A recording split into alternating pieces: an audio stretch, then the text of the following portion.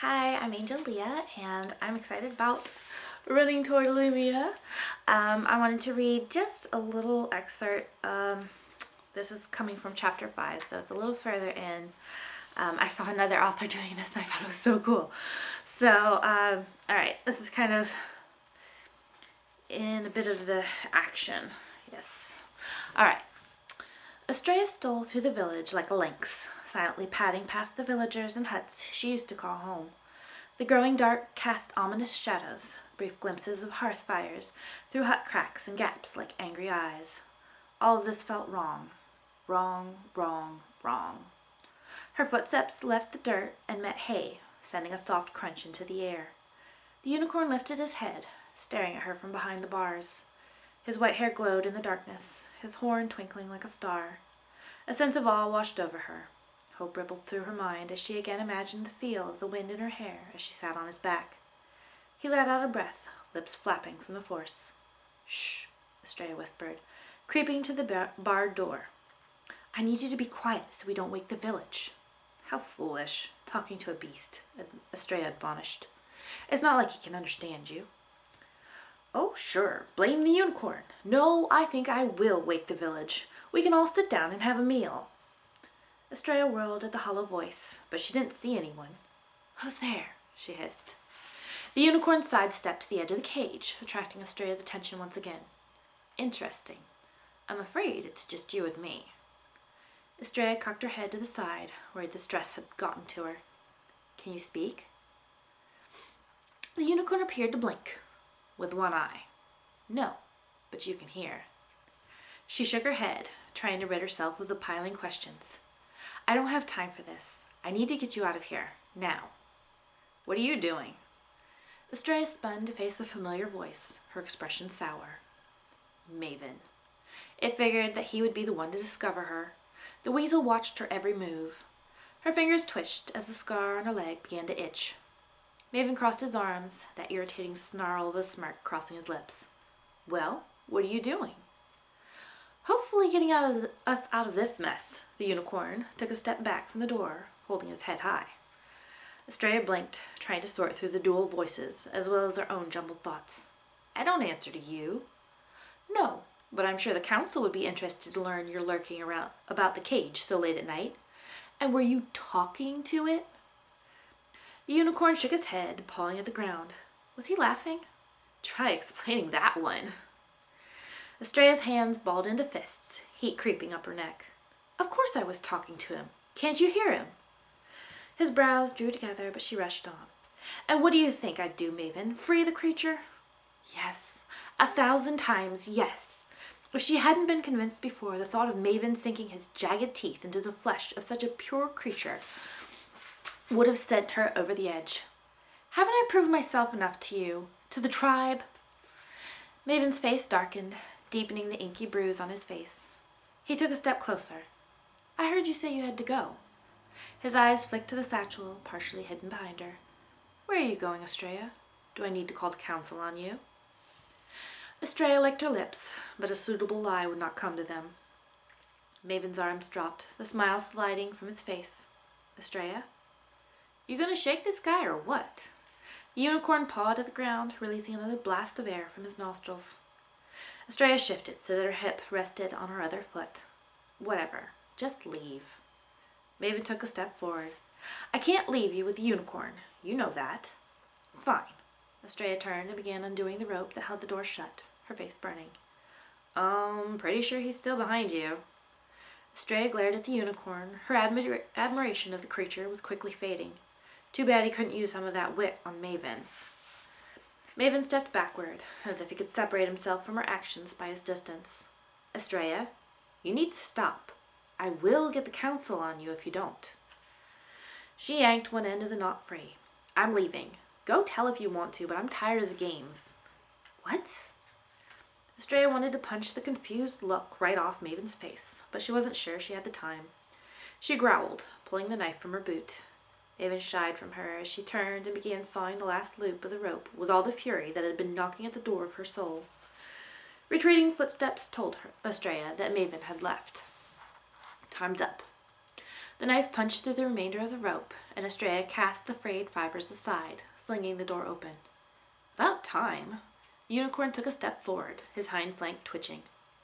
Astrea stooped in the doorway and returned her knife to its sheath in her boot. Whatever, just let me mount you and we'll be on our way. The unicorn retreated a step, head rearing back. Oh no, you're not getting on me. Astrea crossed her arms. We don't have time for this. We'll never escape if you don't let me ride. The unicorn took a step towards her.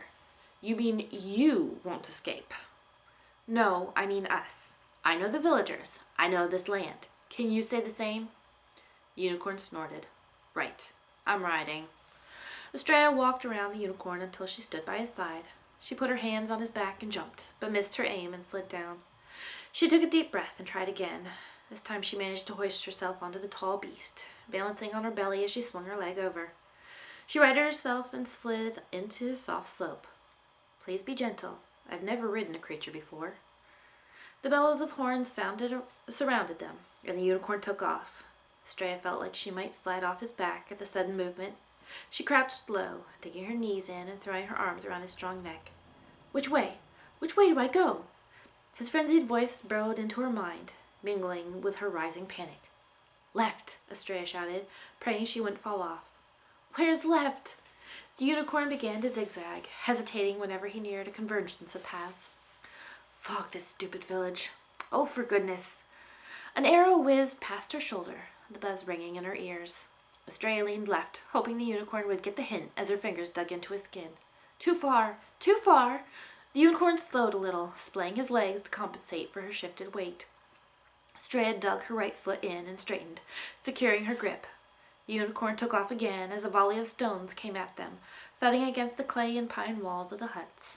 One hunk of rock pinched her shoulder, but she grit her teeth and buried the pain. If she didn't keep her head together, they would both die. They shot past the rows of huts. A few stray villagers gawked as the unicorn trampled through the village garden on their way out of the village. Astrea swore as she watched the bits of green and brown scattered behind them. Bad enough to be stealing their meat. She didn't want to ruin what little had grown in the garden this season. Barreling into the woods, the unicorn slowed his pace again, angry branches swatting and clawing as they rode past. More arrows sunk into the trees around them, and another stone grazed Astrea's arm. The unicorn faltered a moment. Any clearings near here? I don't know if I can lose them in these woods. No clearings, but there's a stream ahead. They're not likely to follow us past there. Why not? Can't they swim? He picked his way through the thick brush, panting. Astrea squeezed her eyes shut, trying to block the growing throb shooting through her shoulder. It's not the water they're afraid of, it's the fish. The unicorn let out a huff. Fish? Yes, fish, Astrea snapped. Flesh eaters. They hunt in packs and can strip a man of flesh and organ in less than 10 minutes. The thunder of voices roared, zinging projectiles, adding to the cacophony. Astrea's heart danced in her throat. She glanced behind, but her eyesight was no match for the fog and the growing darkness. Shadows wove and swayed, a terrifying blend of plant and human, bent on keeping her and the unicorn in their grasp.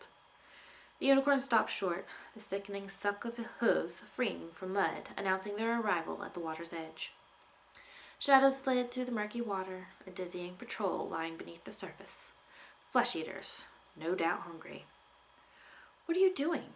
Astrea nudged the unicorn, but he refused to budge. He'll eat me alive. He pulled his front hooves from the mud, one by one, and backed up a couple of steps, shaking his head. Thief! Came a voice through the trees. Just jump, Astrea urged, bouncing on his back in an effort to get him moving again. But I'll never make it. An arrow zinged past, burying in a tree nearby, followed by a gruff, We've got them! Now! Astrea screamed, her skin threatening to crawl off her. The unicorn bolted and leapt through the air. Astrea watched the opposite shore approach, time conspiring to lengthen each fateful moment. Muscles tensed and twitched beneath her, but the unicorn had been right. He landed with his rear still in the water, front legs stumbling on the soggy bank. She lost her grip with the force of the landing and tumbled over his shoulder, twisting to land on her back. The high-pitched whinny sent a shiver down her spine. Astrea pushed out of the clingy mud and jumped into the churning water. Little pricks of flesh left her legs and the tips of her fingers. Her lungs felt like they were on fire, but fear gave her strength. She thrust her good shoulder into the beast's flank, boosting him onto land. Come on! Astrea followed the unicorn into the safety of the forest, little red rivers painting stripes on his hindquarters and legs. Thudding bodies piled on the other shore as members of her tribe stopped short at the water's edge. "Stop!" shouted one of the tribesmen. "You take that unicorn and you never come back. We'll kill you. You hear me, Astrea?" Elder Luca's growling voice. It turned Astrea's blood cold. "You're dead to us. May the ogres tear you limb from limb and the lynx use your flesh to bury their scat." Cries and curses rose from the villagers, drowning out his angry rant. Were her brothers among the crowd? Was Seneca there, shaking her head and wishing Astrea had never succeeded her as huntress? Arrows and stones continued to pelt the trees, but it lacked the vigor of just moments ago, the chorus of curses turning into wails. The sound filled the fog behind them, despair and fury sinking into Astrea's chilled flesh until she shook from the weight of it. Astrea bit back a sob as she and the unicorn pressed into the dense forest, further shielding them from the tribe's petulant projectiles. When they had traveled far enough that they could no longer hear the occasional whiz of arrows or pelt of stones, Astrea collapsed onto the leaf-covered floor. The unicorn limped a pace more before doing the same, dirt and debris sticking to the drying hair and blood. Astrea bit her lip and crept toward the unicorn, her shoulder buckling when she put too much pressure on it. Her legs prickled and itched with every movement as the presence of her wounds finally wormed their way into her consciousness. The outward injuries matched her bruised heart, and her eyes burned with the effort of trying not to cry. She sucked in a breath, then groaned before crawling the last few inches. She lay there on the unicorn's barrel chest, feeling him inhale, matching his rhythm. The tears broke through her efforts, sliding down her face in warm trails. "They hate me." The village would never take her back, not after betraying them so deeply. She wished Mama was here to pull her into a hug and tell her everything would be all right. The unicorn didn't seem to be the mothering type, though he had a certain peace about him that dampened her turmoil. And that is the beginning of Astrea's adventure into the fog and towards Illumia, and I hope you'll check it out. Running Towards Illumia, available pretty much everywhere in both digital and print formats.